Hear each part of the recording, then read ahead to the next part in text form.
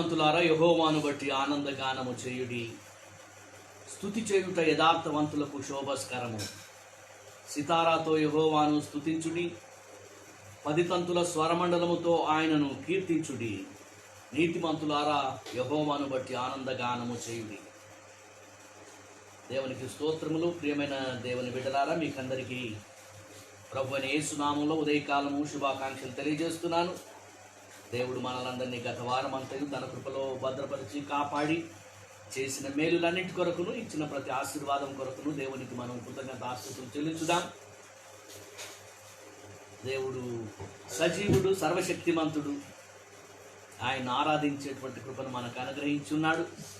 ప్రపంచమంతటా ఈ లాక్డౌన్ వలన ఎంతో అసౌకర్యం కలిగి ఉన్నప్పటికీ, దేవుని ఆలయాల్లో చేరి దేవుని ఆరాధించలేనటువంటి పరిస్థితి కలిగినప్పటికీ, మనం దేవుని ఆరాధించగలుగుటకు ఆన్లైన్ సౌకర్యము అనుగ్రహించున్నాడు కనుక దేవునికి వందనము చెల్లిస్తూ, మెథడిస్ట్ తెలుగు సంఘం అంబర్నాథ్ పక్షంగా మీకు అందరికీ ఆహ్వానం తెలియజేస్తున్నాను. మరియు అంబర్నాథ్లో ఉన్నటువంటి మెథడిస్ట్ తెలుగు సంఘ కుటుంబంలన్నింటికీ మరియు ఈ యొక్క ఆరాధనను వీక్షిస్తున్నటువంటి వారందరికీ ప్రభునామమున శుభములు తెలియజేస్తున్నాను.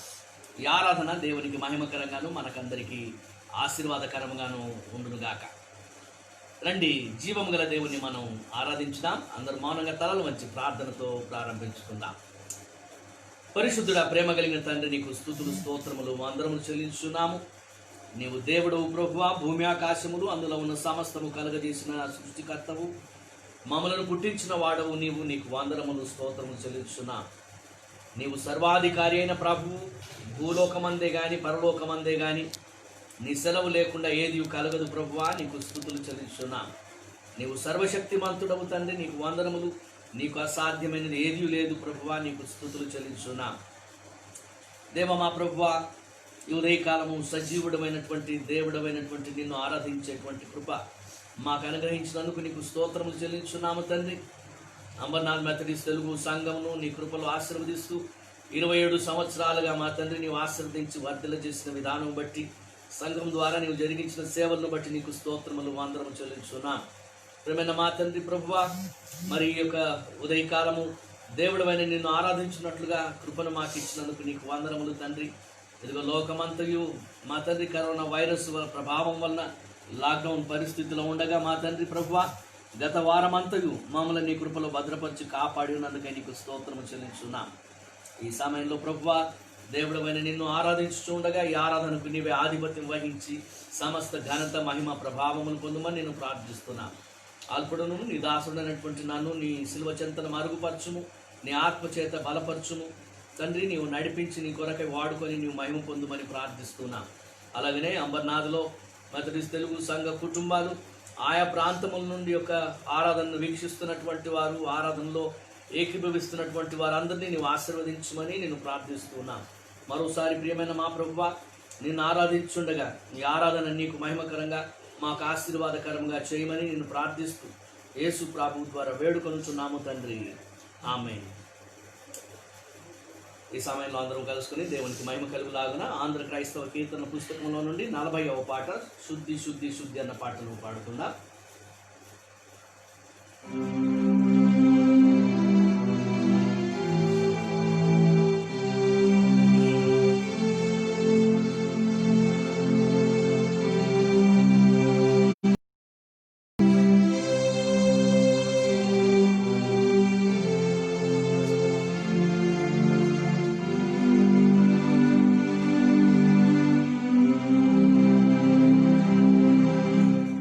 Shudhi, shudhi,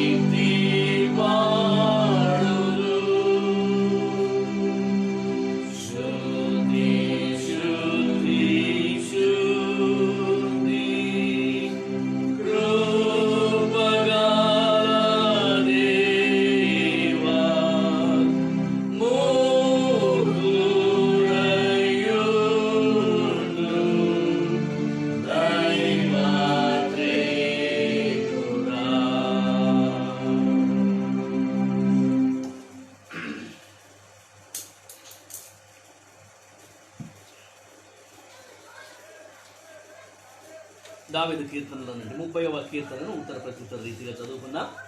కీర్తనలు 30, సామ్ నంబర్ 30 ఉత్తర ప్రత్యుత్తర రీతిగా చదువుకుందాం.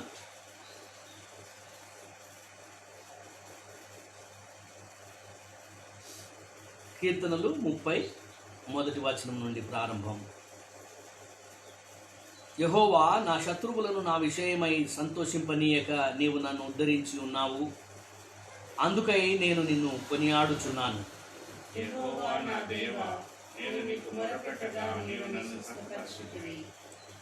యెహోవా, పాతాళములో నుండి నా ప్రాణమును లేవదీసితివి. నేను గోతిలోనికి దిగకుండా నీవు నన్ను బ్రతికించితివి. యెహోవా భక్తులారా ఆయనను కీర్తించుడి.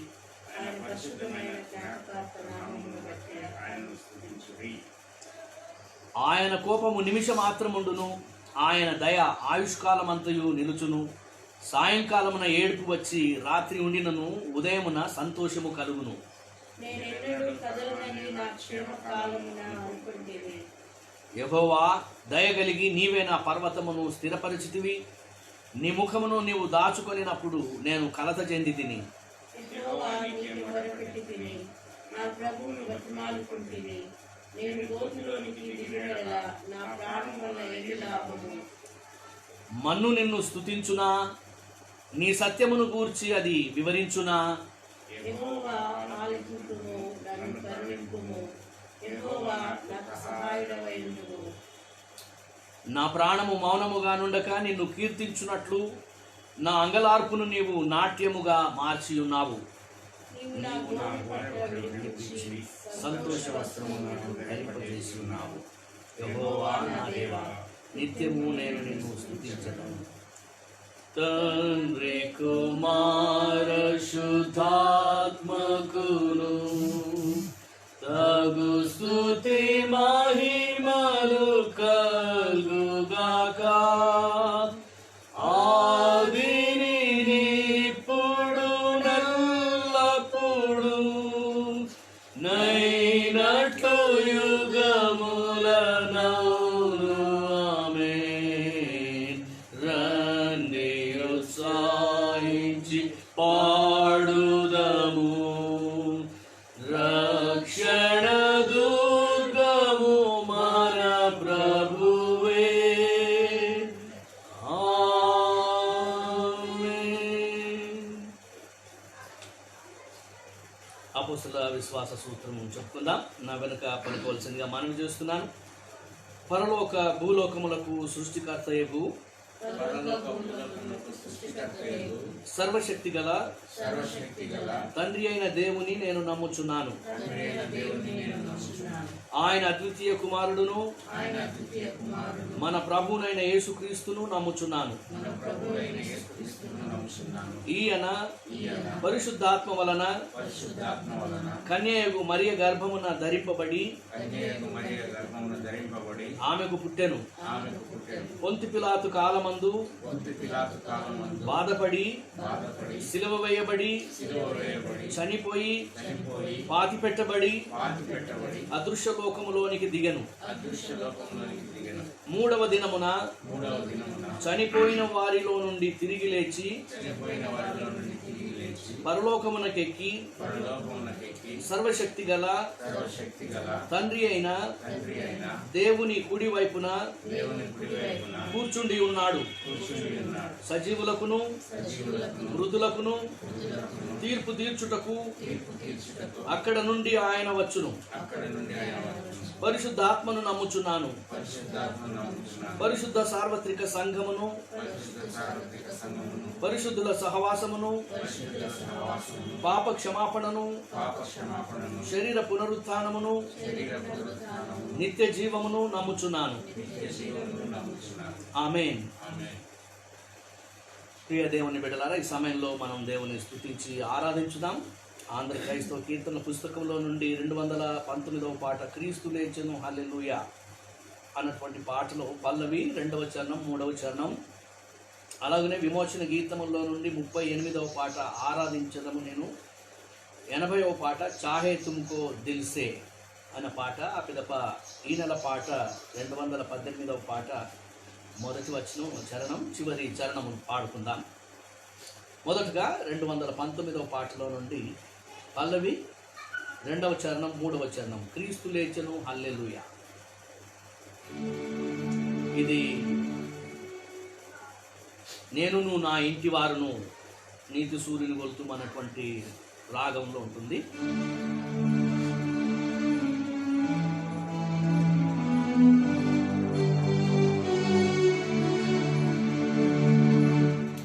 నేను లేచెను హల్లెలూయా, క్రీస్తు నన్ను లేపును. క్రీస్తు లేచెను హల్లెలూయా, క్రీస్తు నన్ను లేపును. ఇది యేసు నాద సత్యము, ఇలను చాటుడి నిత్యము. క్రీస్తు లేచెను హల్లెలూయా, క్రీస్తు నన్ను లేపును. 2వ చరణం. పాప మరణ నరక బలములు ప్రభుని శక్తికి ఓడెను. పాప మరణ నరక బలములు ప్రభుని శక్తికి ఓడెను. పాపినగునను బ్రోవ క్రీస్తుని ప్రాణదాన ప్రభావము. క్రీస్తు లేచెను హల్లెలూయా, క్రీస్తు నన్ను లేపును. మరణమాని ముల్లు ఎక్కడ, మరణమా జయమెక్కడ. మరణమాని ముల్లు ఎక్కడ, మరణమా జయమెక్కడ. మరణమాని ముల్లు విరిగెను, మహిమ క్రీస్తులో నేపుడు. క్రీస్తు లేచెను హల్లెలూయా, క్రీస్తు నన్ను లేపును. విమోచన గీతాల నుండి 38వ పాట. ఆరాధించదము నేను.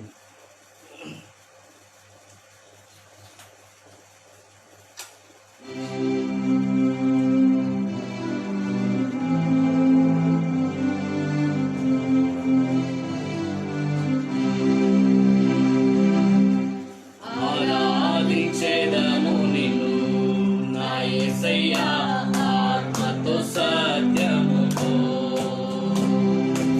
ఆరాధించెదము నిన్ను నా యేసయ్యా, ఆత్మతో సత్యముతో.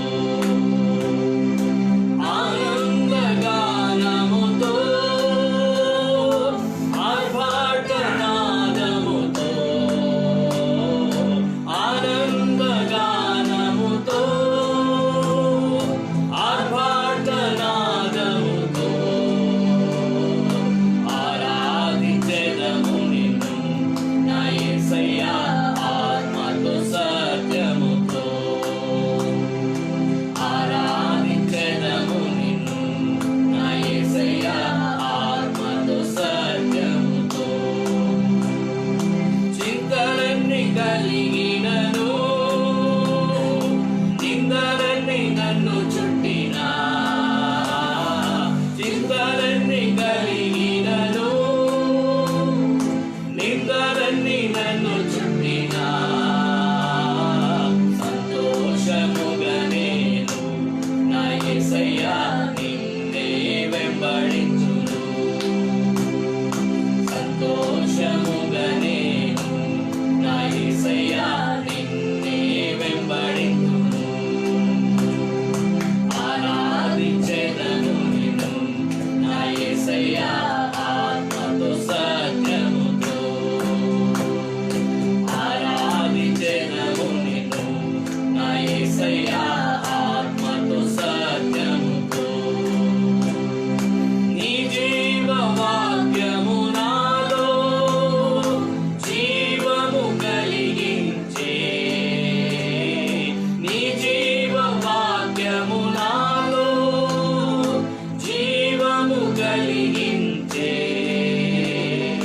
జీవిత కాలమంతా నా యేసయ్యా, నీకై బ్రతికెదను. జీవిత కాలమంతా నా యేసయ్యా, నీ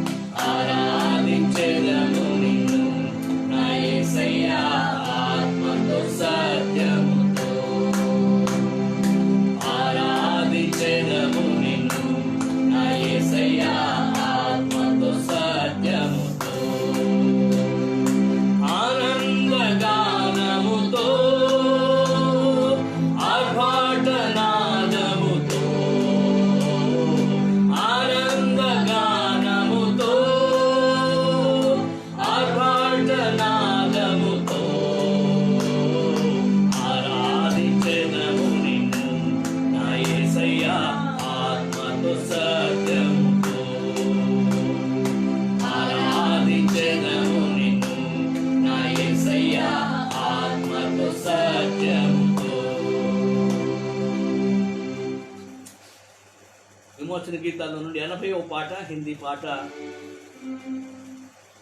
చాహే తుమ్కో దిల్ సే.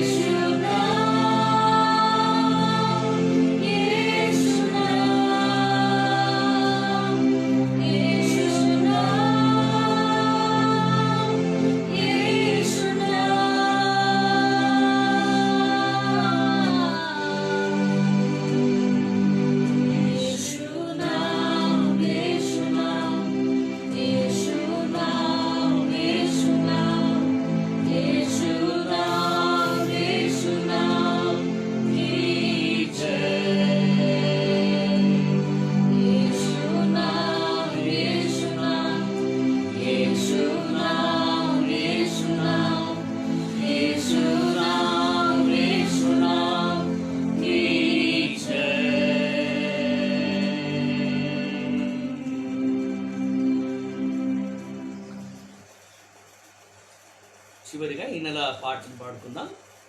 218వ పాట, ఆంధ్ర క్రైస్తవ కీర్తన పుస్తకంలో నుండి 218వ పాటలో మొదటి చరణం చివరి చరణం, పల్లవి మొదటి చరణం చివరి చరణం మాత్రం పాడుకుందాం.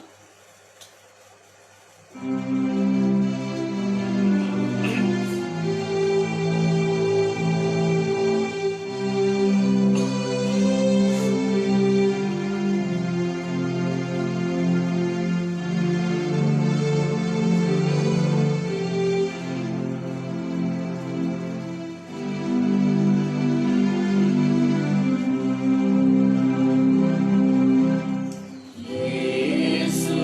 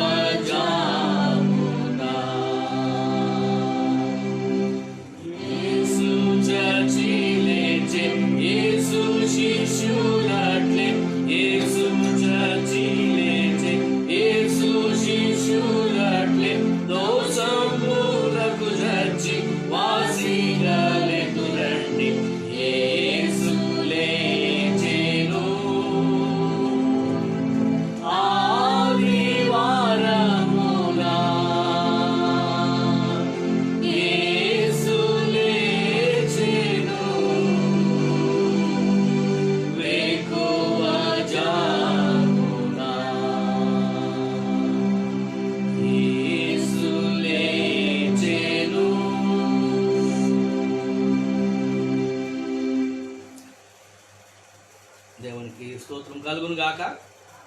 మన స్తుతి ఆరాధన దేవుడు అంగీకరించున్నాడని నమ్ముతున్నాను. దేవునికి కృతజ్ఞతలు చెల్లిస్తున్నాను. దేవుని మనము ఆరాధించుటకు, ఆయన స్తుతించుటకు అనుగ్రహించిన కృపను బట్టి దేవునికి స్తుతులు. ఈ సమయంలో ఈనాటి ధ్యానం కొరకై లూకా సువార్త 24వ అధ్యాయం 13వ వచనం నుండి 35వ వచనం వరకు చదువుకుందాం. Book of Luke chapter 24 verses 13 to 35. లూకా సువార్త 24వ అధ్యాయం 13వ వచనం నుండి 35వ వచనం వరకు. 13వ వచనం నుండి ప్రారంభం. ఇదిగో, ఆ దినమందే వారిలో ఇద్దరు యెరూషలేమునకు ఆమడ దూరమున ఉన్న ఎమ్మాయు అను గ్రామమునకు వెళుచు జరిగిన ఈ సంగతులన్నిటిని గూర్చి ఒకరితోనొకరు సంభాషించుచుండిరి. వారు సంభాషించుచు ఆలోచించుకొనుచుండగా యేసు తానే దగ్గరకు వచ్చి వారితో కూడా నడిచెను. అయితే వారు ఆయనను గుర్తుపట్టలేకుండా వారి కన్నులు మూయబడెను. ఆయన, మీరు నడుచుచు ఒకరితో ఒకరు చెప్పుకొనుచున్న ఈ మాటలేమని అడుగగా వారు దుఃఖముఖులై నిలిచిరి. వారిలో క్లేయోప అనువాడు యెరూషలేములో బస చేయుచుండి, ఈ దినములలో అక్కడ జరిగిన సంగతులు నీవొకడవే ఎరుగవా అని ఆయనను అడిగాను. ఆయన అవి ఏమని వారిని అడిగినప్పుడు వారు నజరేయుడైన యేసును గూర్చిన సంగతులే. ఆయన దేవుని ఎదుటను ప్రజలందరి ఎదుటను క్రియలోను వాక్యంలోను శక్తిగల ప్రవక్త అయి ఉండెను. మన ప్రధాన యాజకులను అధికారులను ఆయనను ఎలాగూ మరణశిక్షకు అప్పగించి శిలువ వేయించుడో నీకు తెలియదా? ఇశ్రాయేలును విమోచింపబోవాడు ఈయనే అని మేము నిరీక్షించి ఉంటిమి. ఇదిగాక ఈ సంగతులు జరిగి నేటికి 3 దినములాయను. అయితే మాలో కొందరు స్త్రీలు తెల్లవారగానే సమాధి వద్దకు వెళ్ళి ఆయన దేహమును కానక వచ్చి, కొందరు దేవదూతలు తమకు కనబడి ఆయన బ్రతికి ఉన్నాడని చెప్పిరని మాతో చెప్పి మాకు విస్మయము కలుగజేసిరి. మాతో కూడా ఉన్న వారిలో కొందరు సమాధి వద్దకు వెళ్ళి ఆ స్త్రీలు చెప్పినట్టు కనుగొనిది, కానీ ఆయనను చూడలేదని ఆయనతో చెప్పింది. అందుకు ఆయన, అవివేకులారా, ప్రవక్తలు చెప్పిన మాటలనన్నిటినీ నమ్మని మందమతులారా, క్రీస్తు ఇలాగూ శ్రమపడి తన మహిమలో ప్రవేశించుట అగత్యము కాదా అని వారితో చెప్పి, మోషేయు సమస్త ప్రవక్తలను మొదలుకొని లేఖనములన్నిటిలో తన్ను గూర్చిన వచనముల భావము వారికి తెలిపెను.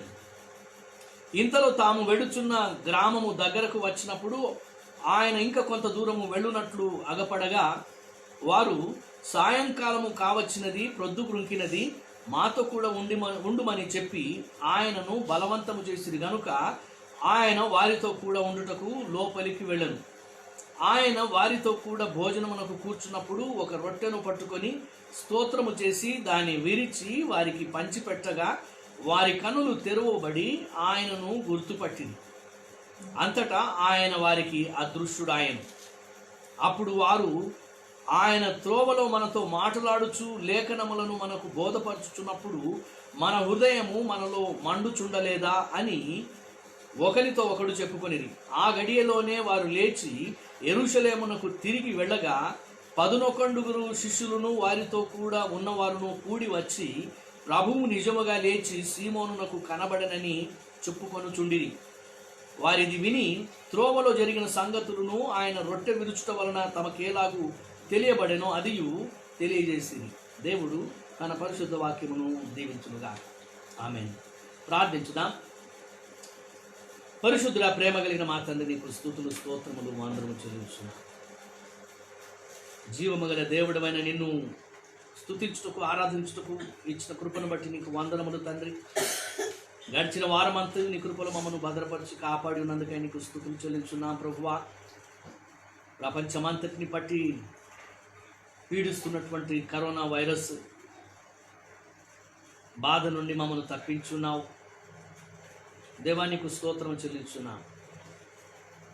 ప్రపంచంలో మా తండ్రి కరోనా వైరస్ వలన బాధితులైనటువంటి వారిని జ్ఞాపకం చేసుకుంటున్నాం. లక్షల కొలది ప్రజలు మా తండ్రి ఈ రోగానికి గురి అయి ఉండగా వారిని కనికరించుమని, స్వస్థపరచుమని నేను ప్రార్థిస్తున్నాం. ఈ మహమ్మారి ఇంకను విస్తరించకుండా, వ్యాపించకుండా తండ్రి నీ కృపను మానవ జాతి మీద కనపరచుమని నేను బ్రతిమాలుకొంచున్నా. ఇప్పటికే మరణించినటువంటి వారి యొక్క కుటుంబాలను ఆదరించమని ప్రార్థిస్తున్నాం. ఈ సమయంలో ట్రీట్మెంట్లో ఉన్నటువంటి బిడ్డలను కనికరించి నీ గాయపడినాస్తము చేత వారిని ముట్టి స్వస్థపరచుమని నేను ప్రార్థిస్తున్నాం. నీవు తెలియజేసావు ప్రభువా, స్వస్థపరచు యెహోవాను నేనే అని. ఆయన పొందిన దెబ్బల చేత మనకు స్వస్థత కలుగుతున్నదని నీ వాక్యంలో రాయబడి ఉన్నది కనుక కరుణించుమని నేను బ్రతిమాలుకొంచున్నాను. దేవా, మరి ప్రజల శ్రేయస్సు కొరకు ఈ కరోనా బాధితులకు పరిచర్యలు చేస్తున్నటువంటి వైద్య సిబ్బందిని దీవించుము, కాపాడుము నాయన. వారికి ఎలాంటి హాని కలగకుండా కరుణించుమని నేను ప్రార్థిస్తున్నాను. అలాగనే మా తండ్రి, మరి లా అండ్ ఆర్డర్ మెయింటైన్ చేయుటకు ప్రజలందరినీ తమ తమ గృహాల్లోనే నిర్బంధించి ఉంచుటకు మా తండ్రి, ప్రజలందరూ బయట తిరుగులాడకుండా వారిని కంట్రోల్లో ఉంచడం వరకు ప్రయాసపడుతున్న పోలీసు సిబ్బందిని కూడా నేను దీవించమని ప్రార్థిస్తున్నాను. అలాగనే ప్రియమైన మా రక్షక, మరి ఆయా పారిశుద్ధ్య చర్యలు తీసుకుంటున్నటువంటి బృందాలను దీవించమని ప్రార్థిస్తున్నాం. అలాగనే మా తండ్రి, ఇలాగా విధి నిర్వహిస్తున్నటువంటి వారికి చేయూతనిస్తూ వారిని బలపరుస్తూ వారికి సహాయపడుతున్నటువంటి వారిని తండ్రి, అన్నార్థుల కొరకు ఆహారమును పంచిపెడుతున్నటువంటి వారిని నువ్వు కరుణించి దీవించమని నేను ప్రార్థిస్తున్నా. దేవ ప్రభువా, దినకూలీలు మా తండ్రి ఆయా పనులు చేసుకుంటూ జీవించేటువంటి ప్రజలకు కలిగినటువంటి ఇబ్బందుల్లో వారిని ఆదుకొనమని నేను ప్రార్థిస్తున్నా. అలాగనే మా రక్షక, మరి వేరు వేరు స్థలముల్లో చిక్కుకుపోయినటువంటి ప్రజలను కనికరించమని నేను ప్రార్థిస్తున్నా. మా ప్రియ తండ్రి, సకాలంలో ఈ యొక్క కరోనా బాధ నుంచి ప్రపంచమంతా విముక్తి పొందులాగున కృప చూపించుమని నేను బ్రతిమాలుకొనుచున్నా. దేవ మా తండ్రి, అలాగనే ఆయా రోగముల చేత పీడించబడుతున్న ప్రజలను కనికరించుము, స్వస్థపరచుము తండ్రి. వృద్ధులను కనికరించుము ప్రభువా, వారికి ఆరోగ్యము దయచేయము. చిన్న బిడ్డలను కనికరించుము, వారికి ఆరోగ్యము శక్తిని దయచేయము. దేవ మా తండ్రి, యవన బిడ్డలను కనికరించుము తండ్రి ప్రభువా, వారి యొక్క భవిష్యత్తుల కొరకు కృప దయచేయము. వారి పాదములు తొట్టిల్లకుండా కాపాడమని నేను ప్రార్థిస్తున్నాను. మా సంఘంలోని కుటుంబంలో నీవు కనికరించి కాపాడుము తండ్రి. అంబర్నాథ్లో మెథడిస్ట్ తెలుగు సంఘంలో కుటుంబంలోన్నింటినీ నువ్వు కరుణించి కాపాడుము, దీవించుము. బిడ్డలందరికీ ప్రతి మేలు నీవు చేయము, వారి ప్రతి అవసరం నీ కృపలో తీర్చుము ప్రభువా. ప్రతి కీడు నుంచి తప్పించుమని నేను ప్రార్థిస్తున్నాను. అలాగే మా తండ్రి, నీ అందు విశ్వాసం ఉంచిన బిడ్డలందరినీ కనికరించి కాపాడుము నాయన. నీ సంఘములను, నీ సేవకులను నీ కృపలో జ్ఞాపకం చేసుకున్నాము. నీ సేవకురాళ్ళను జ్ఞాపకం చేసుకున్నాము. మిషనరీలను జ్ఞాపకం చేసుకుంటూ ఉన్నాం. కనికరించి కాపాడుము, వారికి నీవు తోడైండు. ఇంతవరకు మా తండ్రి చేయబడిన సేవ అంతటిని దీవించి ఫలింప చేయము తండ్రి. మా దేవ, ఈ లాక్డౌన్ పరిస్థితుల్లో ఆన్లైన్ ద్వారా మా తండ్రి ఆరాధనలు నిర్వహిస్తున్నటువంటి అనేక సంఘములు, సేవకులు, సేవకురాళ్ళు, బృందములు మా తండ్రి ఆయా ఆధ్యాత్మిక కార్యక్రమాలు నిర్వహిస్తున్నటువంటి ప్రతి వారిని కూడా నువ్వు ఆశీర్వదించమని నేను ప్రార్థిస్తున్నా. మరి యొక్క ఆన్లైన్ ఆరాధనలో ఈ సమయంలో మాతో కూడా ఏకీభవిస్తున్నటువంటి బిడ్డలందరినీ ఆయా ప్రాంతంలో తండ్రి నీవు దీవించమని నేను ప్రార్థిస్తున్నా. వారందరికీ ప్రతి మేలు నీవు చేయమని నేను ప్రార్థిస్తున్నా. ఏమైనా మా రక్షక తండ్రి, మరి నీ సహాయులైనటువంటి వారిని, పేదలైనటువంటి వారిని కనికరించి ఆదుకొనమని నేను ప్రార్థిస్తున్నా.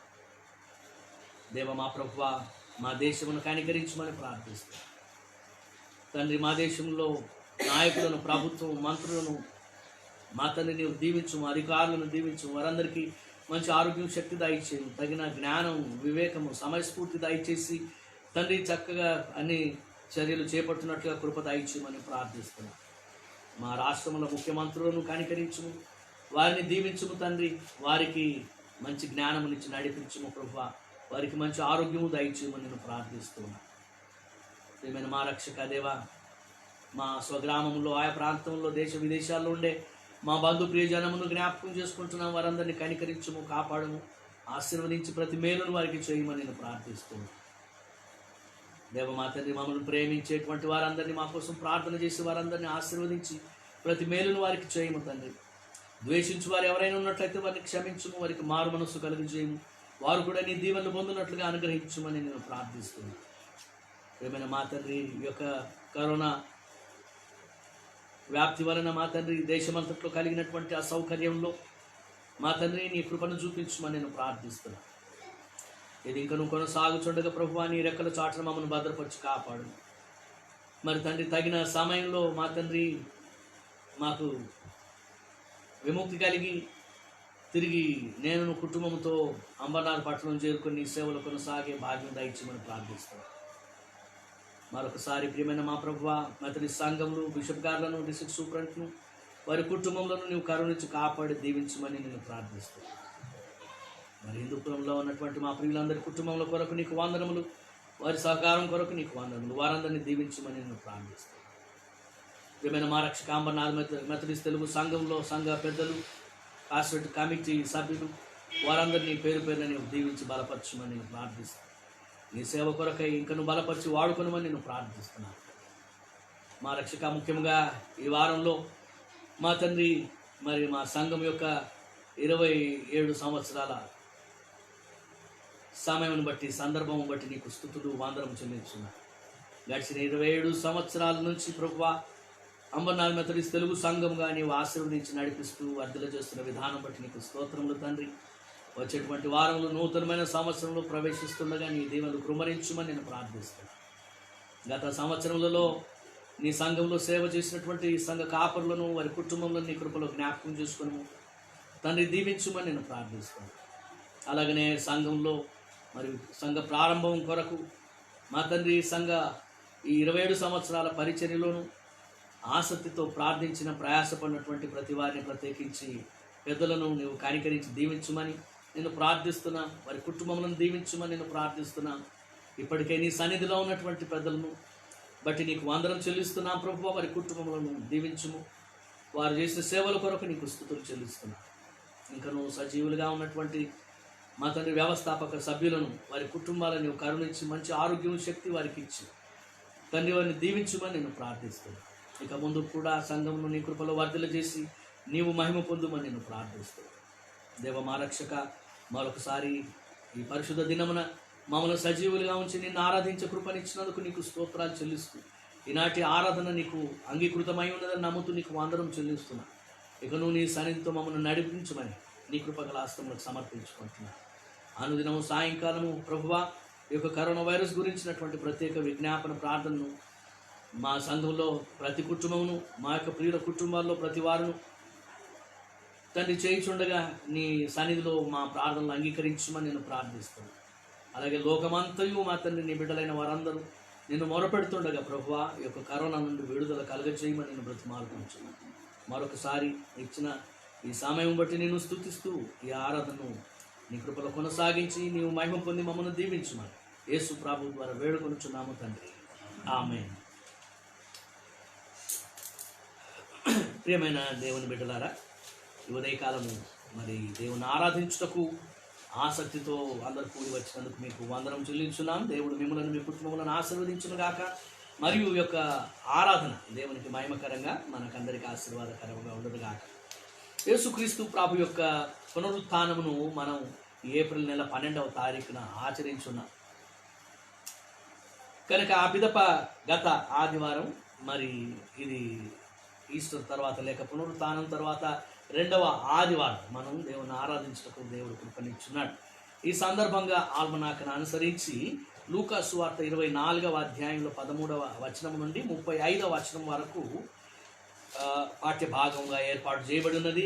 ధ్యానాంశముగా క్రీస్తు పునరుత్థాన సాక్షులు అన్నటువంటి అంశాన్ని ఏర్పాటు చేయడం జరిగింది. క్రీస్తు పునరుత్థాన సాక్షులు. దేవుని బిడ్డలారా, మనం ఈ యొక్క లూకా సువార్త ఆరంభం నుండి చూసినట్లయితే ఇది యేసుక్రీస్తు ప్రభు యొక్క పునరుత్థాన సంఘటనకు సంబంధించినదిగా మనం చూస్తున్నాం. కనుక స్త్రీలు మగ్దలేనే మరియు వేరొక మరియు క్లయోప భార్యయు ఇలాగ స్త్రీలు, మరి వారు కాకుండా పేతురు, యోహాను అన్నటువంటి శిష్యులు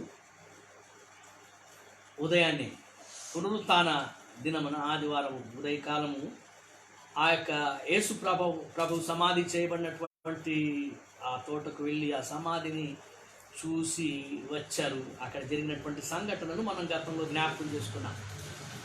అనగా సమాధి ఖాళీగా ఉంది కానీ అందులో యేసు ప్రభు దేహం లేదు. ఆయన వస్త్రములు ఆయన తల దగ్గర, ఆయన కాళ్ళ దగ్గర ఉంచబడినటువంటిది.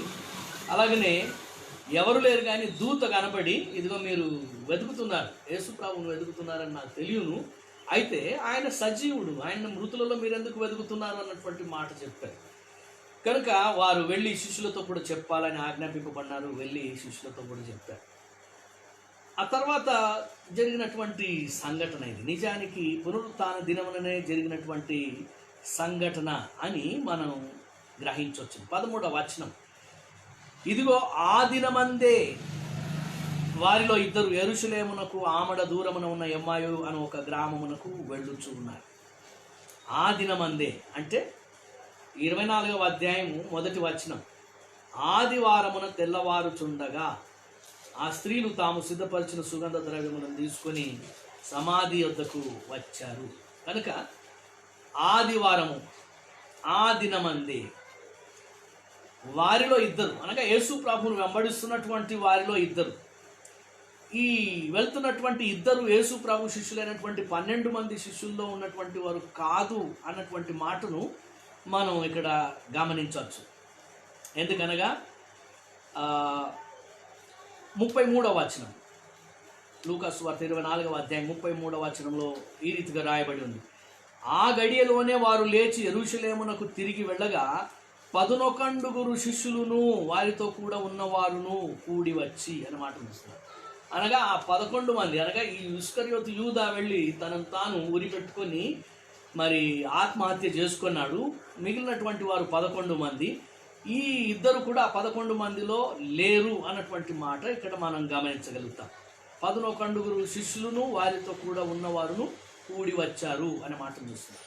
కనుక ఆ దినమందే, ఆ ఆదివారం నాడే ఈ ఇద్దరు కూడా ఎమ్మాయి అన్నటువంటి గ్రామానికి వెళ్తున్నటువంటి సమయంలో వారు కొన్ని మాటలు సంభాషించుకుంటూ వెళ్తున్నారు. 15వ వచనంలో వారు సంభాషించుచు ఆలోచించుకొనుచు ఉండగా యేసు తానే దగ్గరకు వచ్చి వారితో కూడా నడిచెను. 16వ వచనం, అయితే వారు ఆయనను గుర్తుపట్టలేకుండా వారి కనులు మూయబడెను. దేవుని బిడ్డలారా, మరి వారి కన్నులు మూయబడటం అన్నటువంటిది దేవుడు ఎందుకు చేశాడో మనం ఊహించలేనటువంటి, చాలాసార్లు చాలా విషయాల్లో మనకు ప్రశ్నలు కలుగుతూ ఉంటాయి. దేవుడు ఎందుకు ఇది చేశాడు అని ఉదాహరణకు చెప్పుకోవాలంటే, ఈనాడు ప్రపంచమంతటిని వణికిస్తున్నటువంటి కరోనా దేవుడు ఎందుకు అనుమతించాడో, ప్రపంచమంతట్లో గొప్ప గొప్ప భక్తులు ఉన్నారు, ప్రార్థనా వీరులు ఉన్నారు, ప్రార్థనా పరులు ఉన్నారు, ప్రేయర్ టవర్స్ ఉన్నాయి, ప్రార్థిస్తున్నారు. ఎంతోమంది క్రైస్తవులు ప్రార్థిస్తున్నారు, ఎంతోమంది దైవజనులు ప్రార్థిస్తున్నారు, స్వస్థత వరం కలిగినటువంటి వారు ఉన్నారు, గొప్ప గొప్ప బోధకులు ఉన్నారు, అద్భుతాలు ఆశ్చర్యాలు చేస్తున్నటువంటి వారు ఉన్నారు, ప్రవచనాలు చెప్తున్నటువంటి వారు ఉన్నారు. మరి ఎందుకు ప్రపంచంలో ఈనాడు ఈ కరోనా వైరస్ అన్నటువంటిది అది నిర్మూలింపబడలేదు? ఇది ఒక ఆశ్చర్యం, ఒక వింత. దేవుడు సజీవుడు, సర్వశక్తిమంతుడు, ఆయన స్వస్థపరుస్తాడు, అద్భుతాలు చేస్తాడు, ఇవన్నీ కూడా చెప్పుకుంటూ మరి ఇప్పుడు కూడా కొంతమందిని టెలివిజన్ ముందర చూపించడం, మైకుల్లో చెప్పించడం, సాక్ష్యాలు చెప్పించడం ఇవన్నీ చేస్తున్నారు. అయితే ఒక్క కరోనా పేషెంట్నైనా ఎవరైనా కూడా బాగు చేసినట్లుగా ఎక్కడ ఎవరు సాక్ష్యం చెప్పటం లేదు ఇంతవరకు. మరి బహుశా అది జరగటం లేదు కాబట్టి చెప్పటం లేదు. కనుక ఇది ఎందుకు జరుగుతున్నది అన్నటువంటిది ప్రశ్న, కానీ దానికి సమాధానం ఎవరి దగ్గర లేదు. అయితే నిజమైనటువంటి దేవుని బిడ్డలుగా మనం ఒకటి గుర్తించాలి, ఆయన ఒకటి సాధ్యం. కరోనాని కాదు, చనిపోయినటువంటి వ్యక్తిని కూడా ఆయన సజీవుడిగా లేపగలుగుతాడు. ఇది దేవుని శక్తి. కానీ ఇప్పుడు చెయ్యాల్సిందే అనడానికి, చేస్తాడు అని ఖచ్చితంగా నీవు నేను చెప్పడానికి లేదు. అది ఆయన చిత్తం. చాలాసార్లు ఇలాంటి పొరపాట్లు జరుగుతూ ఉంటాయి. మనకందరికీ తెలుసు, అంబర్నాథ్ పట్టణంలో ఒక సహోదరుడు తన కుమారుడు చనిపోతే, బాంబే సెంట్రల్లో చనిపోతే 11 దినాలు లేదు, తిరిగి బ్రతుకుతాడు నా కుమారుడు, నేను బ్రతికిస్తాను, లేకపోతే నా ప్రభు బ్రతికిస్తాడంటూ 11 దినాలు ఆ శవాన్ని అట్లే పెట్టుకోవడము, చివరికి పోలీసు వాళ్ళు వచ్చి దాన్ని ఆపేసి సమాధి చేయించడం అన్నటువంటి జరగడం మనకందరికీ తెలిసిందే. కనుక ప్రియమైనటువంటి దేవుని బిడ్డలారా, దేవుని యొక్క కార్యములు అవి ఆయన చిత్తము చొప్పున ఆయన జరిగిస్తాడు. అంతేగాని మనం పట్టుదలగా మనం ఇలాగ గ్యారంటీగా రాసిచ్చి మనం చేయగలిగిన వారం కాదు అన్నటువంటి సత్యం మనం జ్ఞాపకం ఉంచుకోవాలి. యేసుక్రీస్తు ప్రభువు ఆయన తానే అని ఆ నడుస్తున్నటువంటి ఎమ్మాయి మార్గంలో నడుస్తున్నటువంటి వారికి కనబడవచ్చు, డైరెక్ట్గా చెప్పిండొచ్చు నేనే ప్రభువునని చెప్పేసి. అయితే వారు కనుగొనకుండా వారి కన్నులు ఆయన మూశాడు, వారి కన్నులు మూయబడ్డాయి. దేవుని మహిమార్థం లేక ఆ తర్వాత వారు యేసు ప్రభువును గుర్తించి ఆశ్చర్యపడటం కొరకు, లేక యేసు ప్రభువుని గురించి సాక్ష్యం ఇచ్చుటకు, తిరిగి వెళ్ళటం కొరకు యేసు ప్రభు ఎందుకని దాన్ని ఉద్దేశించాడో మనం చెప్పజాలం. అయితే ఒక సత్యం మాత్రం గుర్తుంచుకోవాలి, ఆయనే చేశాడు. ఇప్పుడు ఈ కరోనా కూడా ప్రపంచం అంతటా వ్యాపిస్తుందంటే బహుశా దేవుడే దాన్ని చేశాడు. ఆయన బిడ్డలైనటువంటి వారు ఆయన్ను తమ గృహాల్లోనే ఆరాధించున్నట్లుగా, లేక ప్రార్థించేటువంటి అలవాటు లేకుండా, లేకపోతే ప్రార్థనలు నిర్లక్ష్యంగా ఉన్నటువంటి బిడ్డలు ఆసక్తితో ప్రార్థించినట్లుగా ఆయన చేశాడే. ఇది మాత్రం ఖచ్చితం. మన అందరికీ తెలుసును. ఈ వాట్సాప్లో ఆయా రీతిలుగా ఫేస్బుక్లో ఈ షేరింగ్స్ వస్తూ ఉంటాయి, ఫార్వర్డ్స్ చూస్తూ ఉంటాం.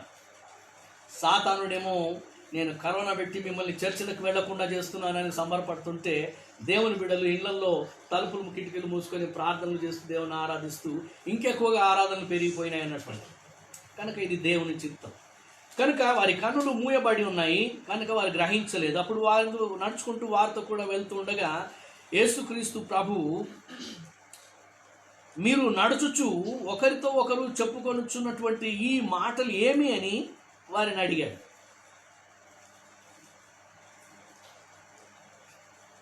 అయితే అడిగినటువంటి ఆ మాటలకు సమాధానం చెప్పటంలో వాళ్ళ ఆశ్చర్యంతో, ఇట్లాగ జరిగింది, మా ప్రభువు లేచాడు, మా బోధకుడు సజీవుడయ్యాడు అని ఆశ్చర్యంతో వాళ్ళు సంతోషంతో చెప్పటం లేదు. కానీ అడుగగా వారు దుఃఖముఖులై నిలిచిరి అని అంటున్నారు. అంటే జరిగినటువంటి ఆ యొక్క అద్భుతం వారు ఇంకనూ నమ్మటం లేదు. తమ ప్రభువు సజీవుడై ఉన్నాడు అన్నటువంటి సత్యం ఇంకా సంపూర్ణంగా వారు గ్రహించలేదు. కనుకనే వారు దుఃఖముఖులయ్యారు. ఎందుకు దుఃఖముఖులయ్యారు అని అంటే ఆ తర్వాత మాటల్లో వారు చెప్పినటువంటి మాటలు.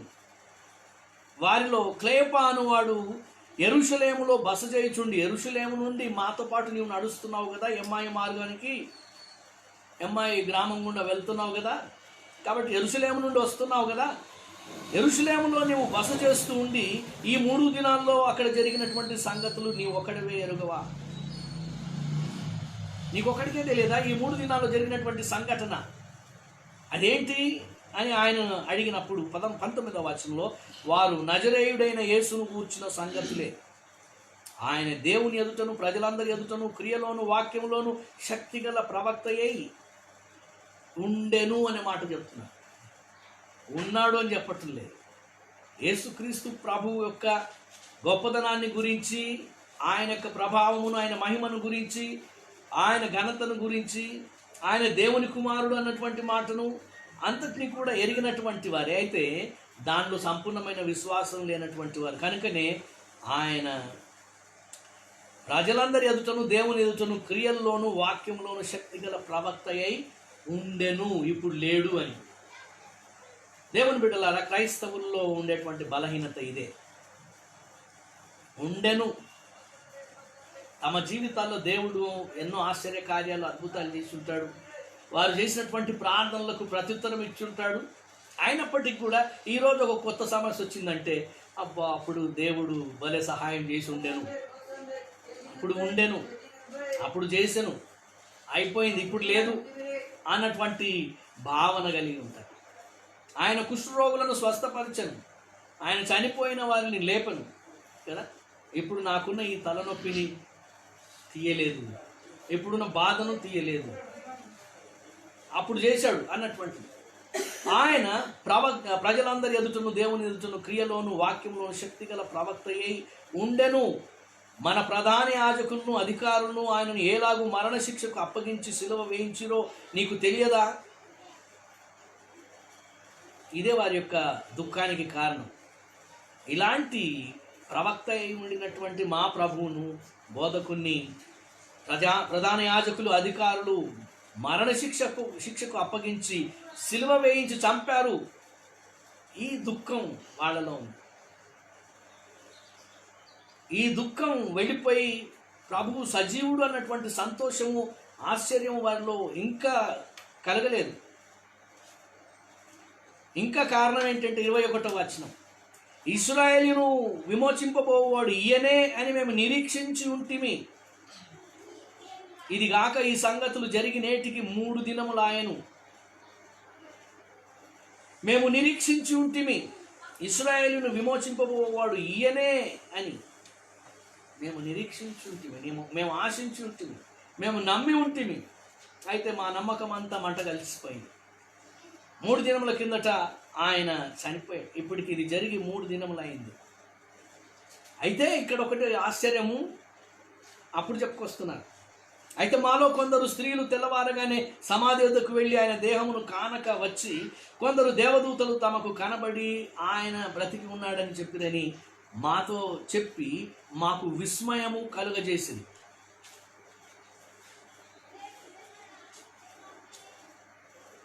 ఎవరైనా నేను నీళ్ళు తాగాను అని అంటే అవునా అంటాం, లేకపోతే నువ్వు నీళ్ళు తాగితే ఎందుకు చెప్తున్నావయ్యా అని అంటాం.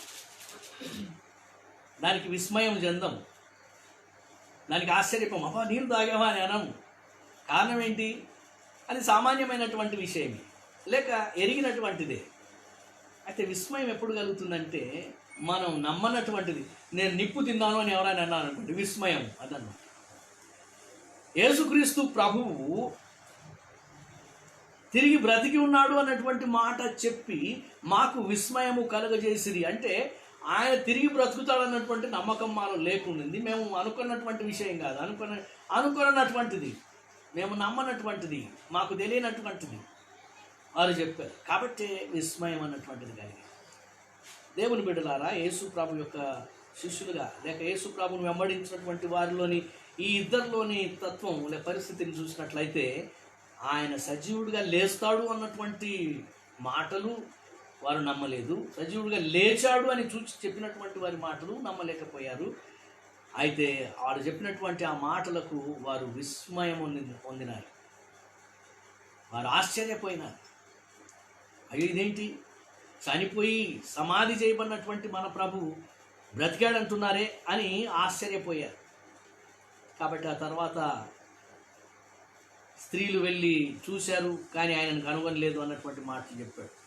అప్పుడు యేసు ప్రభు వారిని గద్దించవలసి వచ్చింది. 25వ వచనం నుండి, అందుకు ఆయన అవివేకులారా, ప్రవక్తలు చెప్పిన మాటలనన్నిటినీ నమ్మని మందమతులారా. ఏమైనా దేవుని బిడ్డలారా, యేసుక్రీస్తు ప్రభు యొక్క మాటలు, దేవుని వాక్యము, లేఖనములు నువ్వు చదువుతున్నావు, వింటున్నావు, మరి అయితే వాటిని నీవెంతవరకు నమ్ముతున్నావు అన్నటువంటిది ఈ ఉదయకాలం ప్రశ్నించుకోవాలి. నీవెంత చదివినప్పటికీ, ఎంత విన్నప్పటికీ వాటి యందు నీవు విశ్వాసం ఉంచకపోతే యేసు ప్రభు ఈ ఉదయకాలం నిన్ను కూడా అనేటువంటి మాట, అవివేకులారా, ప్రవక్తలు చెప్పిన మాటలనన్నిటినీ నమ్మని మందమతులారా అన్నటువంటి మాట ప్రభు నీతో చెప్పవలసి వస్తుంది. ఆయన మాటల యందు నీవు లక్ష్యం ఉంచకుండా, ఆయన మాటల యందు విశ్వాసం ఉంచకుండా ఉన్నట్లయితే, ఆయన మాటల భావమును, ఆయన వాక్యంలోని సందేశాన్ని నీవు గ్రహించకుండా ఉన్నట్లయితే, ఈ ఉదయకాలము ఈ మాటలు నీతో కూడా ప్రభు అంటున్నాడు, నీవు అవివేకివి అని, నీవు మందమతివి అని. అయితే ఆయన యొక్క ఆశ ఏంటంటే, ఆయన మాటలు చదివేటువంటి వారు, ఆయన మాటలు వినేటువంటి వారు వాటిని గ్రహించి, వాటి సందేశాన్ని గ్రహించి వాటి చొప్పున జీవించాలని ఆయన ఆశ. మత్తయి సువార్త 7వ అధ్యాయంలో యేసుక్రీస్తు ప్రభువు ఆయన పునాదులు, 2 రకములైనటువంటి పునాదులను గురించి చెప్పినటువంటి మాటలు మనం గమనించినట్లయితే 24వ వచనం నుండి, మత్తయి సువార్త 7వ అధ్యాయం 24వ వచనం నుండి, కాబట్టి ఈ నా మాటలు విని వాటి చొప్పున చేయు ప్రతివాడును బండ మీద తన ఇల్లు కట్టుకొనిన బుద్ధిమంతుని పోలి ఉండును. వాన కురిసెను, వరదలు వచ్చెను, గాలి విసిరి ఆ ఇంటి మీద కొట్టెను, గాని దాని పునాది బండ మీద వేయబడను గనుక అది పడలేదు. మరియు ఈ నా మాటలు విని వాటి చొప్పున చేయని ప్రతివాడు ఇసుక మీద తన ఇల్లు కట్టుకొనిన బుద్ధిహీనుని పోలి ఉండును. వాన కురిసెను, వరదలు వచ్చెను, గాలి విసిరి ఆ ఇంటి మీద కొట్టెను, అప్పుడది కూలబడెను, దాని పాటు గొప్పదని చెప్పాను. కనుక ఈయన మాటలు విని వాటి చొప్పున చేయు ప్రతివాడు బండ మీద తన ఇల్లు కట్టుకుని బుద్ధిమంతుని పోలి ఉండును. ఆయన యొక్క మాటలు, ఆయన యొక్క వాక్యం, బైబిల్ గ్రంథం, పరిశుద్ధ గ్రంథం, లేఖనములన్నీ కూడా వాటిని విని లేక చదివి దాన్ని గ్రహించి వాటి చొప్పున చేసేటువంటి వాడు బుద్ధిమంతుడుగా ఉంటాడు. ఆ మాటలన్నీ కూడా విని లేక చదివి అయినప్పటికీ వాటిని నమ్మకుండా ఉన్నట్లయితే వాడు మందమతి ఉంటాడు, అవివేకిగా ఉంటాడు. బుద్ధిమంతుడుగా ఉండాలని ఆయన ఆశిస్తున్నాడు, కానీ మందమతిగా ఉండాలని ఆశించటం లేదు. కనుక ఈ సమయంలో యేసుక్రీస్తు ప్రభు వారిని గద్దించి 26వ వచనం నుండి క్రీస్తు ఇలాగూ శ్రమపడి తన మహిమలో ప్రవేశించుట అగత్యము కాదా అని వారితో చెప్పి, మోషేయు సమస్త ప్రవక్తలను మొదలుకొని లేఖనములన్నిటిలో తను కూర్చిన వచనముల భావము వారికి తెలియజెప్పాడు. కనుక ప్రభువు తనను గురించి రాయబడినటువంటి లేఖనములన్నింటినీ కూడా వివరించి వారికి మరల చెప్పవలసి వచ్చింది, చెప్పాడు. ఆ తర్వాత వారు వెళ్ళేటువంటి గ్రామం వచ్చేసింది. వారు గ్రామంలోనికి వెళ్తుండగా యేసు ప్రభు తన మార్గం ఇంకా తన ప్రయాణం ముందుకు కొనసాగించే పరిస్థితుల్లో ఉన్నప్పుడు వారు అన్నారు, 29వ వచనం, సాయంకాలం కావచ్చినది, ప్రొద్దుగుంకినది, మాతో కూడా ఉండుమని చెప్పి ఆయనను బలవంతం చేసిరు కనుక ఆయన వారితో కూడా ఉండుటకు గ్రామంలోనికి వెళ్ళాడు. వెళ్ళిన తర్వాత మరి భోజనానికి కూర్చున్నారు. 30వ వచనం, ఆయన వారితో కూడా భోజనంలో కూర్చున్నప్పుడు ఒక రొట్టెను పట్టుకొని స్తోత్రము చేసి దాన్ని విరిచి వారికి పంచిపెట్టగా వారి కన్నులు తెరవబడి ఆయనను గుర్తుపట్టి. యేసుక్రీస్తు ప్రభువు వారి కన్నులు మూశాడు, ఆ తర్వాత తిరిగి తెరిచాడు. అనగా వారికి సంపూర్ణంగా లేఖనములను బోధించి యేసు ప్రభు యొక్క పునరుత్థానం గురించిన సత్యం వివరించిన తర్వాత ఆయన తిరిగి రొట్టె స్తోత్రము చేసి దాన్ని విరిచి వారికి పంచిపెట్టినప్పుడు వారి కన్నులు తెరవబడ్డాయి. అనగా యేసుక్రీస్తు ప్రభు యొక్క మరణమును ప్రచురించున్నటువంటి సంఘటన. యేసు ప్రభు తాను అప్పగింపబడినటువంటి రాత్రి తన శిష్యులతో కూడా మరి భోజనానికి కూర్చున్నప్పుడు ఆయన రొట్టెనెత్తుకొని స్తోత్రం చేసి దాన్ని విరిచి వారికిచ్చి తన శిష్యులకిచ్చి, ఇది మీ కొరకై విరవబడిన నా శరీరము అన్నటువంటి మాటలు చెప్తూ ఆయన చివరి రాత్రి భోజన సమయంలో మనకు అప్పగించినటువంటి ఈ ఆజ్ఞ, ప్రభురాత్రి భోజన సంస్కారం మనం ఆచరిస్తున్నాం.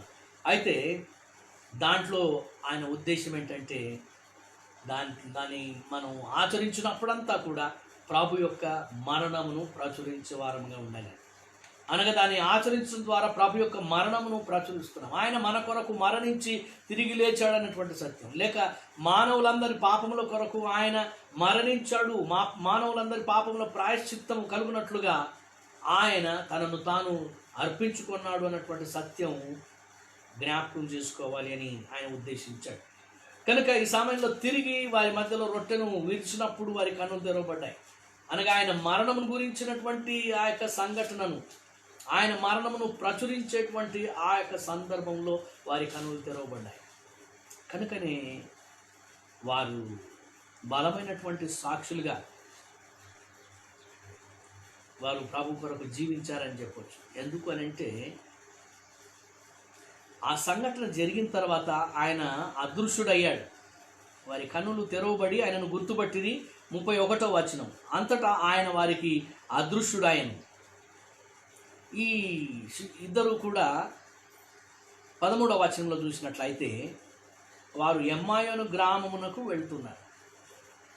బయలుదేరి వెళ్ళి సాయంకాలం అయ్యేసరికి చీకటి పడుతుంది, రమ్మని ప్రభువును పిలుచుకున్నారు. లోపలికి భోజనం చేశారు. వారి ప్రభువు రొట్టె విరవగా వారి కన్నులు తెరవబడ్డాయి. ఇప్పుడు ఏం చేయాలి? వారు భోజనం చేసి చక్కగా నిద్రపోవాలి. రాత్రి అయింది, ప్రభు అదృశ్యుడు వెళ్ళిపోయాడు, భోజనం చేసి నిద్రపోవాలి. అయితే వారు అలాగ చేయలేదు. వారు చేసినటువంటి పనిని మనం గమనించినట్లయితే 33వ వచనం, ఆ గడియలోనే వారు లేచి యెరూషలేమునకు తిరిగి వెళ్ళగా. చూడండి,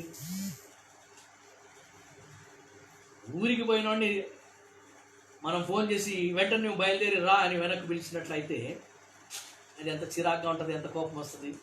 అరే ఇప్పుడే వచ్చినాను ఊరికి, మళ్ళీ వెంటనే రమ్మంటావు ఏంటి అని కదా. వీళ్ళు అమ్మాయి గ్రామానికి వెళ్ళాలని వెళ్ళినారు.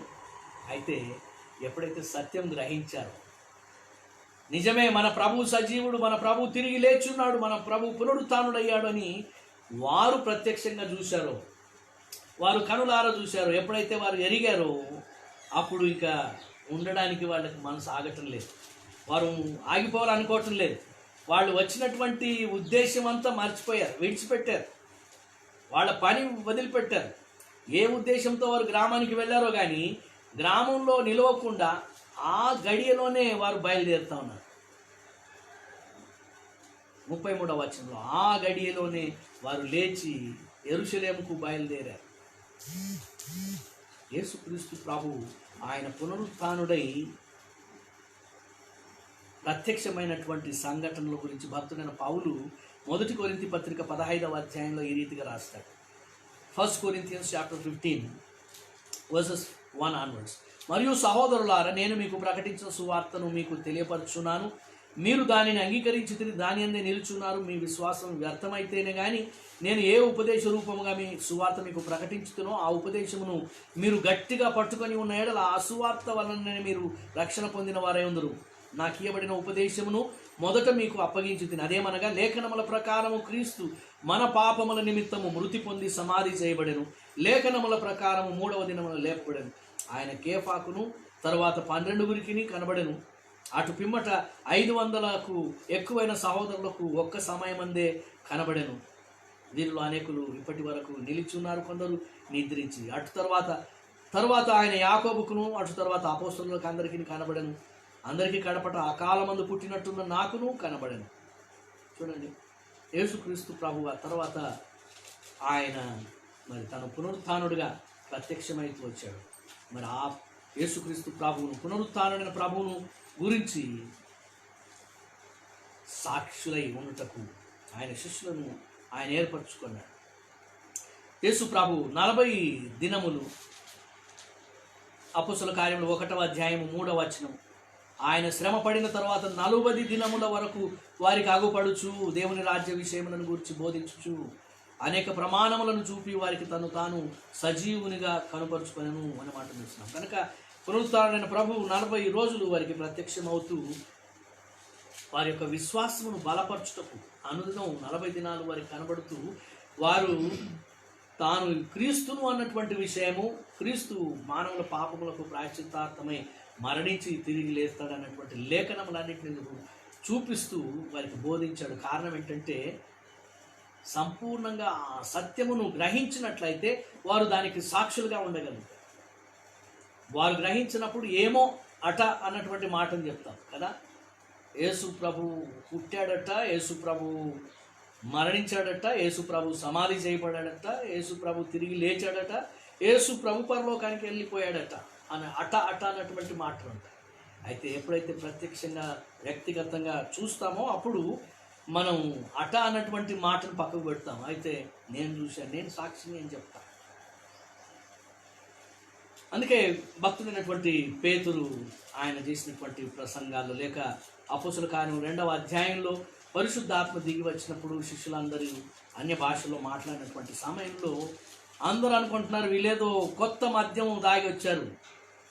అపోస్తల కార్యం 2వ అధ్యాయం 13వ వచనం, కొందరైతే వీరు క్రొత్త మద్యముతో నిండి ఉన్నారని అపహాస్యం చేసి.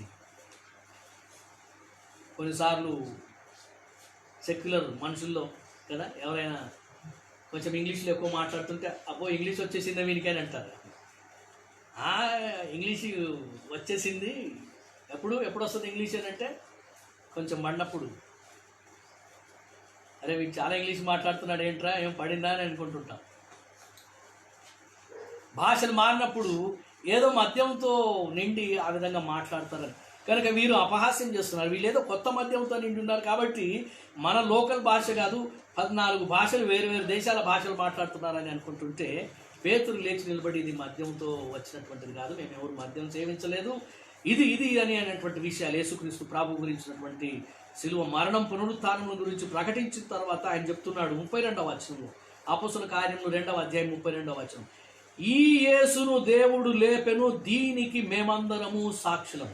ఈ యేసును దేవుడు లేపెను దీనికి మేమందరము సాక్షులం. అలాగనే 3వ అధ్యాయము 15వ వచనం, మీరు జీవాధిపతిని చంపితిరి గాని దేవుడు ఆయనను మృతులలో నుండి లేపెను, అందుకు మేము సాక్షులం. ప్రియమైన దేవుని బిడ్డలారా, యేసుక్రీస్తు ప్రభు యొక్క మరణం పునరుత్థానము గురించి అలనాడు ఆ శిష్యులు సాక్షులై ప్రచురించారు. అయితే ఈనాడు నీవు నేను యేసు ప్రభు యొక్క పునరుత్థానానికి సాక్షులుగా ఉండుట కొరకు దేవుడు ఆశిస్తున్నాడు. కొలస్సీ పత్రిక 3వ అధ్యాయం 1వ వచనం మనం గతంలో జ్ఞాపకం చేసుకున్నట్లుగా, మీరు క్రీస్తుతో కూడా లేపబడిన వారైతే పైనున్న వాటిని వెదకుడి, అక్కడ క్రీస్తు దేవుని కుడి పార్శ్వమున కూర్చుని ఉన్నాడు. నీవు పైనున్న వాటిని వెదుకుతున్నట్లయితే క్రీస్తు నిజముగా లేపబడి ఉన్నాడు. క్రీస్తు లేపబడినట్లయితే నీవు కూడా క్రీస్తుతో లేపబడి ఉన్నట్లయితే నీవు ఇహలోక సంబంధమైన వాటి గురించి వెతకక పరలోక సంబంధమైన వాటి గురించే వెతుకుతావు. కనుక పరలోక సంబంధమైనటువంటివి నీవు వెతుకుతున్నప్పుడు నేను చూసేటువంటి సమాజం, ఈ లోకము, అవును ఇతడు నిజంగా క్రీస్తుతో కూడా లేపబడి ఉన్నాడు, లేక ఇతడు నమ్మినటువంటి, ఇతడు ప్రకటించేటువంటి క్రీస్తు, ఇతడు విశ్వాసం ఉంచినటువంటి యేసు ప్రభు నిజముగా లేచి ఉన్నాడు. మన క్రియలు మనం క్రీస్తుతో కూడా లేచిన క్రియలుగా ఉన్నట్లయితే అప్పుడు లోకం అంటుంది నిజంగా యేసు ప్రభు సజీవుడు, ఆయన పునరుత్థానుడయ్యాడు. ఇతని జీవితాన్ని కూడా మార్చాడు, ఇతని బ్రతుకు కూడా మారింది, ఇతని అలవాట్లు మారాయి, ఇతని చేష్టలు క్రియలు మారాయి, ఇతని మాటలు మారాయి, ఇతని ప్రవర్తన మారింది. ఈయన మన జీవితాన్ని చూసినటువంటి వారు క్రీస్తు ఆయన సజీవుడు అన్నటువంటిది గ్రహించగలిగారు. మనలో క్రీస్తు చచ్చిన వాడైతే, మనలో ఈలోక సంబంధమైన క్రియలు కొనసాగినట్లయితే మనలో క్రీస్తు సమాధి చేయమన్న వాడే కానీ ఆయన పునరుత్థానుడు. యేసు ప్రభు పునరుత్థానుడు అని లోకానికి మనం ప్రకటించాలంటే, మనం సాక్ష్యం ఇవ్వాలి అంటే మన జీవితంలోనే కనుపరచాలి. మనం సజీవమైనటువంటి జీవితాలు, క్రీస్తును కలిగినటువంటి జీవితాలు జీవించినట్లయితే ఆ క్రీస్తు మనలో సజీవుడిగా ఉంటాడు, మనలో పునరుత్థానుడిగా ఉంటాడు. లోకం కూడా తెలుసుకుంటుంది నిజమే క్రీస్తు పునరుత్థానుడు. కనుక ప్రియమైన దేవుని బిడ్డలారా, నీ జీవితంలో యేసుక్రీస్తు ప్రభువు చచ్చి ఉన్నాడా? యేసుక్రీస్తు ప్రభు నీ జీవితంలో సమాధి చేయబడి ఉన్నాడా? నీ హృదయంలో యేసు ప్రభు సమాధి అయిపోయి ఉన్నాడా, లేక సజీవుడిగా ఉన్నాడా? యేసు ప్రభు నీలో జీవిస్తున్నాడా? యేసు ప్రభు నీ ద్వారా జీవిస్తున్నాడా? నీ జీవితం ద్వారా యేసు ప్రభువును కనుపరుస్తున్నావు. అందుకే భక్తుడైనటువంటి పౌలు గలతీ పత్రిక 2వ అధ్యాయం 20వ వచనం, నేను క్రీస్తుతో కూడా సిలువ వేయబడి ఉన్నాను, ఇకను జీవించబడడం నేను కాను, నన్ను ప్రేమించి నా కొరకే తను తాను అప్పగించుకున్నటువంటి దేవుని కుమారుడైన యేసుక్రీస్తు ప్రభునందలి విశ్వాసం ద్వారానే నేను జీవిస్తున్నాను అంటాడు. The life I live it is not my, it is Jesus who lives in me అంటాడు. కనుక ప్రియమైన దేవుని బిడ్డలారా, మనలో యేసు ప్రభువు జీవించాలి. సమాజం, ఈ లోకం మనలో యేసు ప్రభువును చూడాలి. అలాగనే యేసు ప్రభు పునరుత్థానుడే అని సమాజానికి సందేశం కలుగుతుంది. ఆయన మనలో సజీవంగా లేకున్నట్లయితే ఈ సమాజంలో యేసుక్రీస్తు ప్రభు పునరుత్థానుడు కాదు. కనుక ఎమ్మాయి గ్రామంలో వెళ్తున్నటువంటి ఆ యొక్క ప్రజలకు, ఆ యొక్క శిష్యులకు యేసు ప్రభు లేఖనములన్నింటినీ వివరించి చెప్పినప్పుడు అప్పుడు వారు గ్రహించారు ఆయన సజీవుడిగా లేచినటువంటి సత్యం. ఆయన మాటలు వింటుండగా మన హృదయాల్లో అది పనిచేస్తున్నాయా లేదా అన్నటువంటిది ఎలాగ తెలుస్తుంది అని అంటే వారు ఏమంటున్నారు? 32వ వచనం, లూకా సువార్త 24వ అధ్యాయం 32. ఆయన త్రోవలో మనతో మాట్లాడుచు లేఖనములను మనకు బోధపరచుచున్నప్పుడు మన హృదయము మనలో మండుచుండలేదా అని ఒకరితో ఒకడు చెప్పుకొనిది. ప్రియమైన దేవుని బిడ్డలారా, నీ జీవితంలో దేవుని మాటలు అవి పని చేస్తున్నాయా లేదా అని నీవు గ్రహించాలనంటే నీ హృదయంలో మండుతున్నాయి. ఆయన మాటలు చదువుతున్నప్పుడు, ఆయన మాటలు వింటున్నప్పుడు నీ హృదయంలో మంట కలగకపోయినట్లయితే ఆ లేఖనములు నీ మనసులో, నీ హృదయంలో పని చేయటం లేదు. అయితే ఆయన మాటలు అవి శక్తి కలిగినవి, అవి జీవము కలిగినవి నీ హృదయంలో పని చేసినప్పుడు తప్పకుండా మంట కలుగుతుంది. అపొస్తలుల కార్యం 2వ అధ్యాయంలో పేతురు సువార్త ప్రకటించిన తర్వాత వాళ్ళందరూ మనసులో నొచ్చుకున్న వారై, అయ్యా ఇప్పుడు మేము ఏం చేయమంటారు రక్షణ పొందటానికి అని అడిగారు. వాళ్ళ అన్నటువంటి భావం. కనుక ప్రియమైన దేవుని బిడ్డలారా, ఆయన వాక్యం నీలో మండనివ్వండి. ఆయన వాక్యం నీ హృదయంలో మంట రేపినప్పుడు ఆ సత్యాన్ని నీవు గ్రహిస్తావు. అప్పుడు నీకు శక్తి కలుగుతుంది. అప్పుడు నీవు క్రీస్తుకు సాక్షివై ఆయనను ఘనపరుస్తావు. ఆ రీతిగా పరిశుద్ధాత్మ ద్వారా దేవుడు మనకందరికీ నీ సహాయం చేయుగా. దేవుడి కొద్ది మాటలను దీవించుగా. ప్రార్థించిన పరిశుద్ధుడా నీకు స్తుతులు వందనం చెల్లించున్నాం. నీ నామమున ధ్యానించిన మాటలు ఆశీర్వదించి మా హృదయాలు ఫలింపు చేయము. యేసుక్రీస్తు ప్రభువు పునరుత్థానుడని మా జీవితాల ద్వారా మేము చాటి చెప్పినట్లుగా మా జీవితాలను మార్చు, బలపరచును, శక్తిని అనుగ్రహించమని ప్రార్థిస్తున్నా. ఇలాగే లోకమంతట్లో ఈ క్షణం వరకు ప్రకటించబడిన నీ వాక్యం ప్రజల హృదయాల్లో ఫలింపజేయమని తండ్రి, వాక్యం విన్నటువంటి ప్రతి వారి హృదయంలో వాక్యము ఫలింపజేయమని యేసు ప్రభువు ద్వారా వేడుకొనుచున్నాము తండ్రి, ఆమేన్. ప్రియ దేవుని బిడ్డలారా, ఈ ఉదయకాలము దేవుని ఆరాధించు కొరకై ఈ ఆన్లైన్ ఆరాధనలో మీరందరూ కూడా ఆసక్తితో పాల్గొన్నందుకు మీకు అందరికీ ప్రభు అయిన యేసు నామములో వందనం చెల్లిస్తున్నాను. ముఖ్యంగా అమర్నాథ్ మెథడిస్ట్ తెలుగు సంఘం కుటుంబాలన్నింటినీ కూడా ప్రభు నామమున శుభములు తెలియజేస్తున్నాను. మరియు దేవుడు మిమ్మల్ని అందరినీ కూడా దీవించుగాక. అలాగనే ఆయా ప్రాంతాల నుండి కూడా వీక్షించినటువంటి వారు, ఈ యొక్క ఆరాధనలు ఏకీభవించినటువంటి వారు అందరికీ కూడా నేను ప్రభు నామమున వందనం చెల్లిస్తున్నాను. దేవుడు మిమ్మల్ని దీవించుగాక. మరి యొక్క లాక్డౌన్ పరిస్థితులు ఇలాగే కొనసాగుతుండగా మనం దేవుని వేడుకోవాల్సినటువంటి అవసరం ఉంది. ఇదేదో ఇప్పటికంతా ముగిసిపోతుంది అన్నటువంటి ఒక ఆశ కలిగి ఉంటుంది.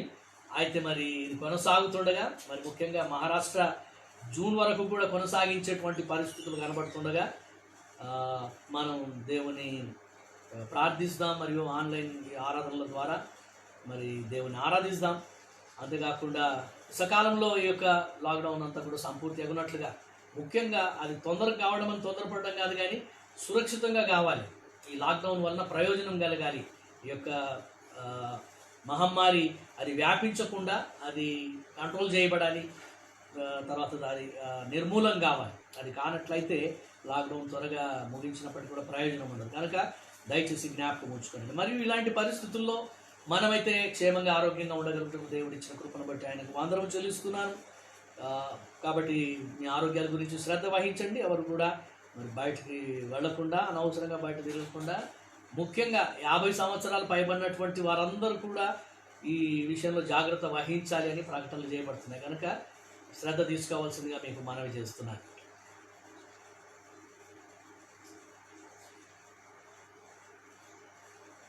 ప్రతిదినం సాయంకాలం 7 గంటల నుండి 7:30 గంటల వరకు కూడా యథావిధిగా ప్రార్థనలు కొనసాగించాలని మనవి చేస్తున్నాను. ఈ కరోనా పరిస్థితుల గురించి మరి దేవుని మనం అందరూ వేడుకుంటుండగా దేవుడు మన ప్రార్థనలు ఆలకించి ఉత్తరం ఇచ్చుగాక. మరి ఈ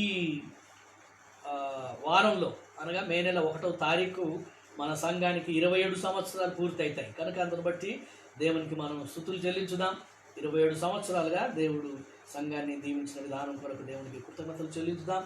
మరి ఈ సమయంలో మనం ఈ ఉద్యోగ కూటముల గురించినటువంటి విషయాన్ని కూడా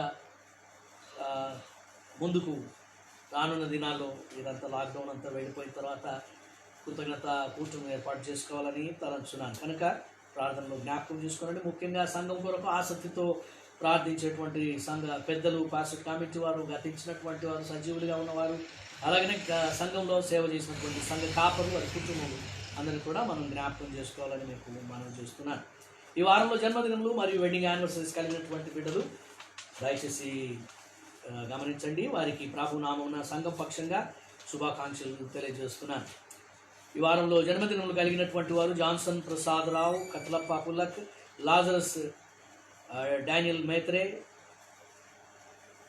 Devaraj Anand Seemal, Sushila Solomon Jangam, Sharon Cornel Chinnapogu, Aaron Cornel Chinnapogu, Joseph Yuvaraj Bandari, Clarissa Johnson Ambatipuri, Elizabeth Bhaskar Gadde, Sukumar Shantaiah Laddi, David Elisha Papanola, వీరందరూ కూడా జన్మదిన శుభాకాంక్షలు తెలియజేస్తున్నాను. దేవుడు మిమ్మల్ని అందరినీ తన కృపలో దీవించునుగాక.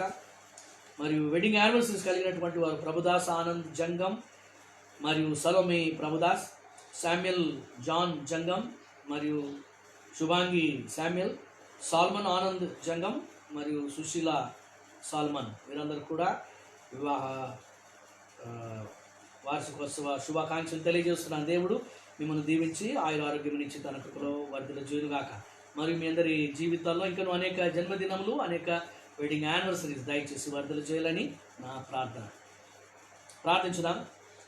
పరిశుద్ధుడా నీకు స్తుతులు వందనం చెల్లిస్తున్నాం. ఇదిగో మా తండ్రి, ఈ వారంలో జన్మదినములు మరియు వెడ్డింగ్ యానివర్సరీస్ కలిగినటువంటి సంఘ బిడ్డల కొరకు నీకు వందనం చెల్లించున్నాం. గత సంవత్సరం అంతయు వారిని నీ కృపలో భద్రపరిచి కాపాడిన దేవా, మరి ఈ యొక్క వారంలో వారు ఈ యొక్క వెడ్డింగ్ యానివర్సరీస్ జన్మదినాలు సంతోషంతో జరుపుకొని నిన్ను స్తుతించే భాగ్యం దయచేయమని నేను ప్రార్థిస్తున్నా. ఇంకను వారికి మంచి ఆరోగ్యమును, శక్తిని, జ్ఞానమును, వివేకమును దయచేసి ఎటువంటి శోధన, కీడు, దుష్టత్వముల నుండి తప్పించి తండ్రి వర్ధిల చేయమని, ఇంకా అనేక జన్మదినములు, అనేక వెడ్డింగ్ యానివర్సరీస్ వారి జీవితాల్లో దయచేయమని నేను ప్రార్థిస్తున్నాను. వారిని ప్రేమించేవారిని, వారి కోసం ప్రార్థన చేసేవారిని, వారి కుటుంబ ప్రియులందరినీ కరుణించి కాపాడి దీవించమని ప్రార్థిస్తున్నాను. యేసు ప్రభు ద్వారా వేడుకొనుచున్నాము తండ్రి, ఆమేన్. మరి సమయంలో ప్రభు నామమున మనం కానుకలను సమర్పించినాం. అందరూ కూడా మీ కానుకలను సిద్ధపరచుకున్న కానుకలను సమర్పించండి. ఆంధ్ర క్రైస్తవ కీర్తనల పుస్తకంలో నుండి 578వ పాట, నీ ధనము నీ ఘనము అన్నటువంటి పాటను పల్లవి మొదటి చరణం చివరి చరణం పాడుతుండగా కానుకలను సమర్పించారు.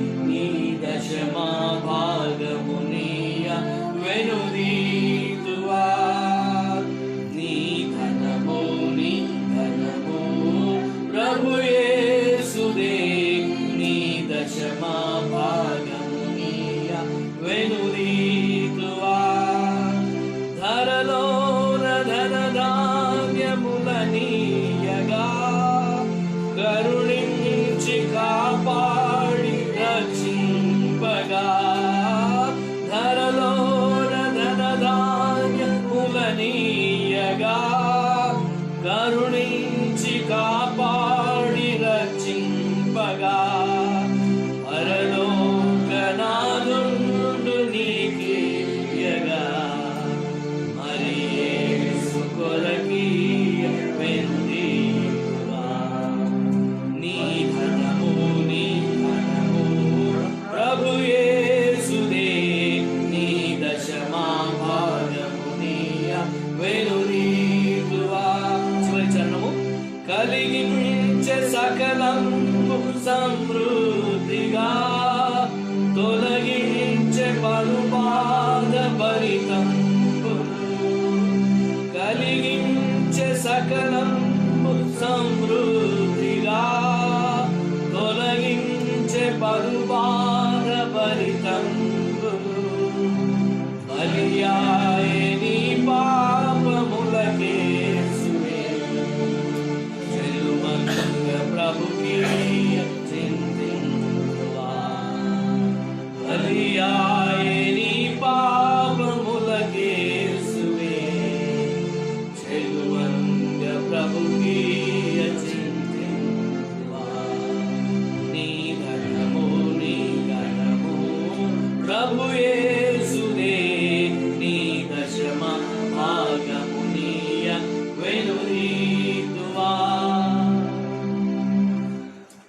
సమయంలో ప్రార్థించుదాం. అక్కడ ఒక ప్రభు ప్రార్థన ఆశీర్వచనం మరియు సెలవు కీర్తనగా 614వ పాట, పంపుము దేవా పల్లవిని పాడుకుని మనం ఈ ఆరాధన ముగించుదాం.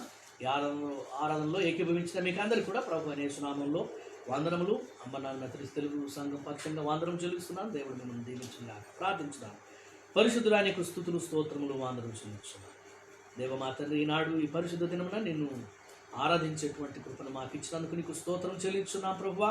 ఈ ఆరాధన నీవు అంగీకరించమని, నీవు మహిమ పొందమని నేను ప్రార్థిస్తున్నాం.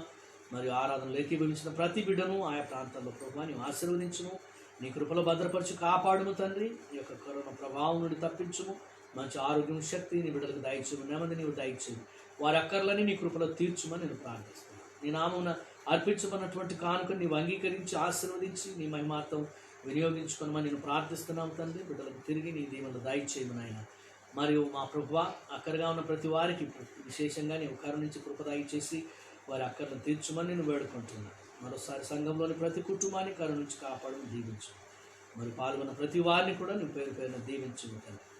మరలా నీ నామను మేము చేరి నిన్ను ఆరాధించే పర్యంతం నీ కృపా కాపుదలను మాకు దయచేయమని ప్రార్థిస్తున్నాం. సంఘాన్ని 27 సంవత్సరాలు నీ కృపలో ఆశీర్వదించిన విధానం బట్టి నేను స్తుతిస్తూ ఇక ముందుకు కూడా నువ్వు నడిపించమని వేడుకుంటూ దేవమా తండ్రి, మరి ఈనాటి పరిచర్యను అనేక మంది ఆయా రీతిగా ఆన్లైన్లో నిర్వహిస్తుండగా నీవు దీవించి నువ్వు మహిమ పొందమని ప్రార్థిస్తూ నీ కృపగల హస్తములకు సమస్తమును సమర్పించుకుంటూ యేసు ప్రభువు ద్వారా వేడుకొనుచున్నాము తండ్రి. ఆమె.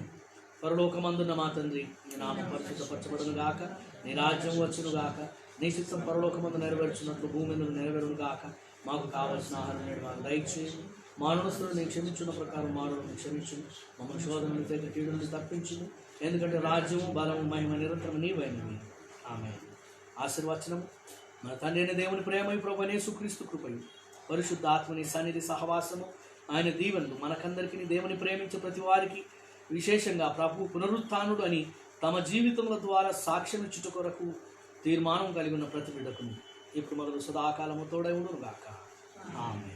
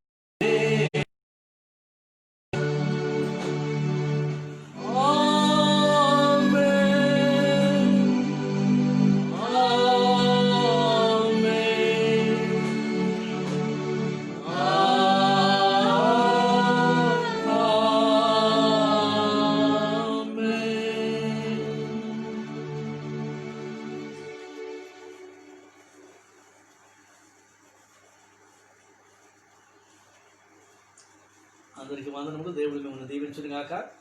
అందరూ తమ తమ ఇళ్లలో మంచి ఛాయ్ చేసుకొని తాగండి. God bless you. Thank you.